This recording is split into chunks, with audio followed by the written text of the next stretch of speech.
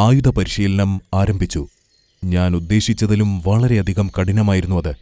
എന്നിരുന്നാലും എന്റെ ശരീരം പൂർണ്ണമായും ഞാൻ ആ പരിശീലനത്തിന് വിട്ടുകൊടുത്തു. പക്ഷേ മനസ്സ് വിട്ടുകൊടുത്തിട്ടുണ്ടായിരുന്നില്ല. എങ്ങനെയായിരിക്കും ആ ഉപകരണം അവർക്ക് ലഭിച്ചത്? ആരായിരിക്കും അത് നിർമ്മിച്ചത്? എങ്ങനെയായിരിക്കും അത് നഷ്ടപ്പെട്ടത്? ഈ ചോദ്യങ്ങളിലായിരുന്നു മനസ്സ് കുരുങ്ങിക്കിടന്നിരുന്നത്. ഈ കുരു കഴിക്കാൻ ഒന്നിന് മാത്രമേ സാധിക്കൂ. അങ്ങനെ പരിശീലനത്തിന്റെ ഇടവേളകളിൽ ഞാൻ ആ പുസ്തകത്തിലേക്ക് കുതിക്കുവാൻ തുടങ്ങി. വായിച്ചു തുടങ്ങിയപ്പോഴാണ് എനിക്കത് മനസ്സിലായത്. ആ പുസ്തകം ആ ഉപകരണത്തെപ്പറ്റി മാത്രമായിരുന്നില്ല, അവരുടെ ആ സ്ഥലത്തെപ്പറ്റിയും കൂടിയായിരുന്നു. കുമരികണ്ഠം എന്ന അവരുടെ ലോകത്തെപ്പറ്റി. തരകേശ്വർ ആയിരുന്നു അന്നത്തെ അവരുടെ തമ്പുരാൻ. പ്രായമായതിനാൽ തന്റെ 2 മക്കളായിരുന്ന വിക്രാന്തനും ചക്രപാണിയുമായിരുന്നു രാജ്യകാര്യങ്ങളെല്ലാം നോക്കിയിരുന്നത്. പുറമേ പരസ്പരം നല്ല സ്നേഹമായിരുന്നെങ്കിലും അവരുടെ ഉള്ളിൽ അങ്ങനെയായിരുന്നില്ല. ഹിരണ്യപ്രഭയായിരുന്നു അവരുടെ 2 പേരുടെയും ജീവിത ലക്ഷ്യം. പാരമ്പര്യമായി കൈമാറി വന്നിരുന്ന ഒരു മാന്ത്രിക ഉപകരണമാണത്. ഏത് ലോഹത്തെയും സ്വർണമാക്കി മാറ്റാൻ കഴിയുമെന്ന സവിശേഷത ആ ഉപകരണത്തിനുണ്ട്. എന്നാൽ അതുമാത്രമായിരുന്നില്ല അതിന്റെ സവിശേഷത. അതീവ രഹസ്യമായ മറ്റൊരു സവിശേഷത കൂടി അതിനുണ്ട്. എന്നാൽ ആ രഹസ്യം അത് കൈവശം വന്നവർക്ക് മാത്രമേ അറിയൂ. വിക്രാന്തനും ചക്രപാണിയും ചെയ്യുന്ന എല്ലാ പ്രവൃത്തികളും അച്ഛനെ സ്വാധീനിക്കാൻ വേണ്ടി മാത്രമായിരുന്നു. എന്നാൽ അച്ഛനായ തരകേശ്വർ ഇത് ആർക്കു കൊടുക്കുമെന്ന ആശയക്കുഴപ്പത്തിൽ നിന്നും പുറത്തു വന്നിരുന്നില്ല. 2 പേരും അതിനർഹരാണെന്ന് അയാൾക്കറിയാമായിരുന്നു.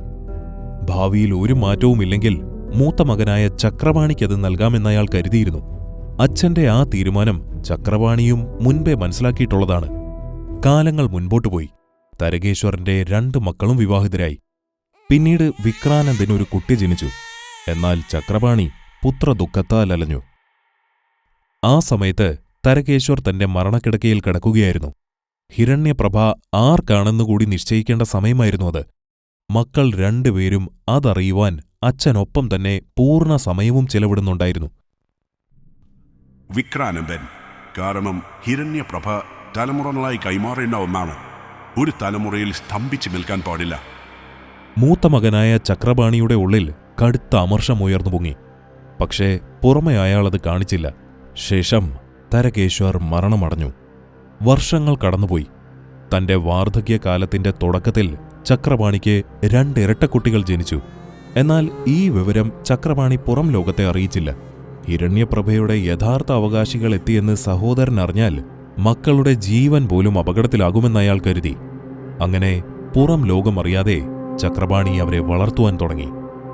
കാലം മുൻപോട്ടുപോയി.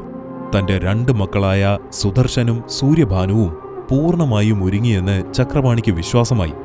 അങ്ങനെ അയാൾ വിക്രാനന്ദനോട് ഹിരണ്യപ്രഭ ആവശ്യപ്പെട്ടു.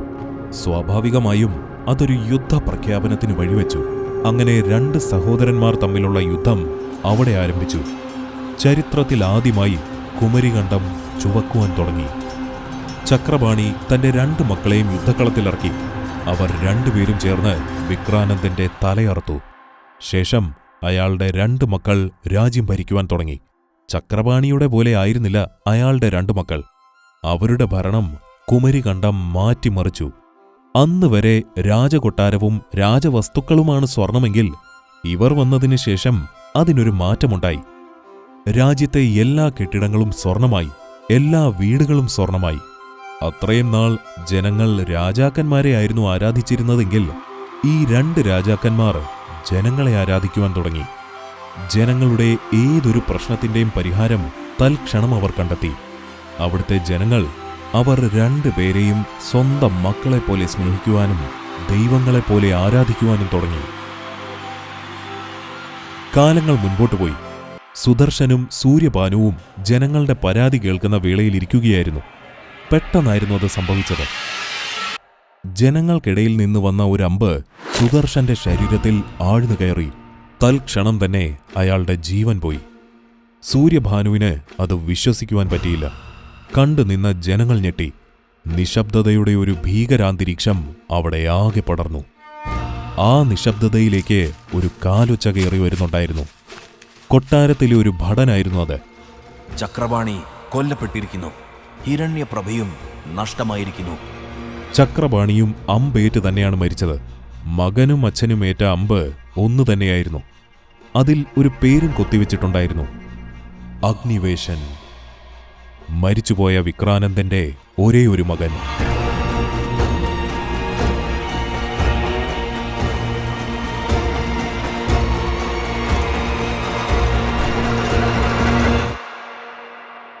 അച്ഛന്റെയും സഹോദരന്റെയും മരണം സൂര്യഭാനുവിനെ മാനസികമായി തളർത്തി.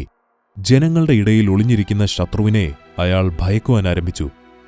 ജനങ്ങളുമായുള്ള പൊതുപരിപാടികളിൽ നിന്നും സൂര്യഭാനു ഒഴിഞ്ഞുമാറി. സദാസമയവും 3-4 ഭടന്മാർ സൂര്യഭാനുവിന്റെ സംരക്ഷണത്തിനായി നിന്നു.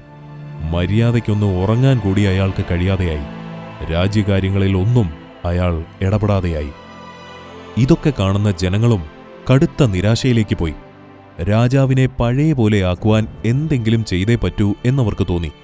അങ്ങനെ രാജാവിനൊരൽപ്പം സന്തോഷം നൽകുവാൻ നാട്ടുകാരൊരു സമ്മാനം രാജാവിന് നൽകി. ജനങ്ങളുമായുള്ള സമ്പർക്ക പരിപാടികളെല്ലാം പുനരാരംഭിച്ചു.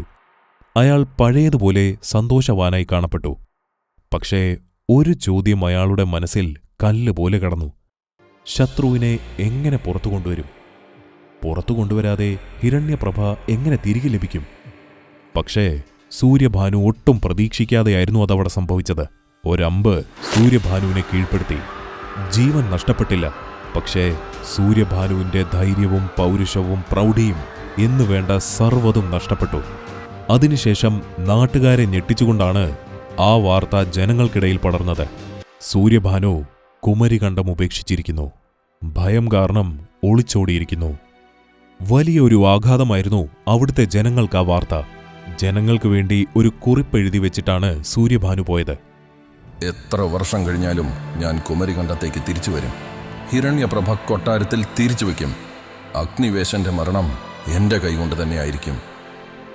അങ്ങനെ ഹിരണ്യപ്രഭയുടെ സാന്നിധ്യവും അഗ്നിവേശന്റെ മരണവും ജനങ്ങൾ സ്വപ്നം കാണുവാൻ തുടങ്ങി. സൂര്യഭാനുവിന്റെ തിരിച്ചുവരവിനായി കുമരികണ്ഠം കാത്തിരിക്കുവാൻ തുടങ്ങി.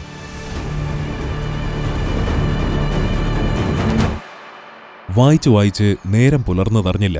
140 വർഷങ്ങൾക്ക് മുൻപാണ് ഈ പുസ്തകം എഴുതിയതെന്ന കാര്യം എന്നെ ചെറുതായി ഒന്ന് ഞെട്ടിച്ചു. ഇതിലേതൊക്കെയാണ് സത്യം, ഏതൊക്കെയാണ് സാഹിത്യമെന്നെനിക്ക് തിരിച്ചറിയാൻ കഴിയുന്നുണ്ടായിരുന്നില്ല. പുറത്ത് നല്ല ബഹളം കേൾക്കുന്നുണ്ട്. സിറിയസാണ് ആ കാര്യം എന്നോട് വന്ന് പറഞ്ഞത്. ഇന്ന് സൂര്യഭാനുവിന്റെ ജന്മദിനമാണ്. അയാളെ, അതായത് എന്നെ കാണുവാനാണ് ജനങ്ങൾ താഴെ എത്തിയിരിക്കുന്നത്. ബാൽക്കണിയിലെത്തി ഞാൻ അവർക്ക് നേരെ കൈവീശി. തിരിച്ചു പോകുവാൻ തിരിയുമ്പോഴാണ് ഞാൻ ആ ശബ്ദം കേട്ടത്. എന്റെ കണ്ണുകളെ എനിക്ക് വിശ്വസിക്കുവാൻ കഴിഞ്ഞില്ല.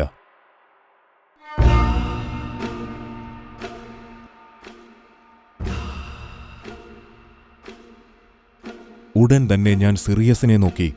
സിറിയസിന് കാര്യം മനസ്സിലായി. അയാൾ ഓടി. ആയുധം എന്റെ കയ്യിൽ അയാൾ എത്തിച്ചു. ചുമരിൽ തറച്ച അമ്പ് ഞാൻ വലിച്ചൂരി. അത് കുത്തിയ ആംഗിൾ ഞാൻ മനസ്സിലാക്കി. അതുവെച്ച് അമ്പ് വന്ന ദിശയിലേക്ക് ഞാൻ ഉന്നം വെച്ചു. നാട്ടുകാരെല്ലാം അമ്പരന്നു. സിറിയസിന്റെ മുഖത്ത് ആദ്യമായി മറ്റൊരു ഭാവം ഞാൻ കണ്ടു. അവർക്കറിയില്ലല്ലോ അവരുടെ സൂര്യഭാനു ഇപ്പോഴുള്ളത് ഈ രഘുനാഥിന്റെ ശരീരത്തിലാണെന്ന്.